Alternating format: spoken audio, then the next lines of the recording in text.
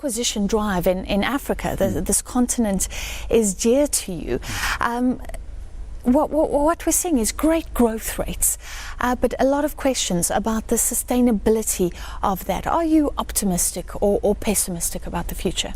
Well, we are optimistic because we believe that the fundamentals that are driving growth are there, and they are there to stay, and they are here to stay.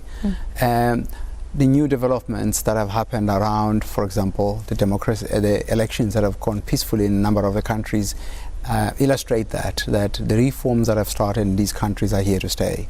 So the growth, obviously, which comes on the back of what the consumers are looking for better financial instruments, looking for better financial products, it's something that is driving what we expect as a growth come out of those markets. What do you expect to come out of these meetings, and what is needed to ensure that growth is sustainable, because we are seeing this gap between rich and poor widening, and to ensure that markets can absorb all these young people entering the working market? Well, the first thing is that growth does require, obviously, the stability in the underlying markets, which the governments of these countries seems to have delivered up to now, and we want that to continue. And I think we encourage that message. We hope the conversations here continue to sustain that. But the second element, it requires investments.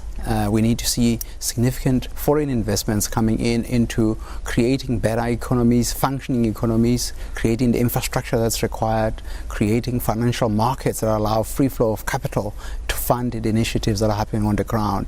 That's what creates employment. That's what creates the inclusion you're talking about. How are you feeling about South Africa, and how do we fit into this jigsaw puzzle as we aim for African growth? Yeah, two things I think we see. Certainly we are seeing the effects of the underinvestment or poor maintenance of some of the infrastructure, which is essential for driving growth, which is now obviously giving, it's a really delayed effect of something that has happened in the past.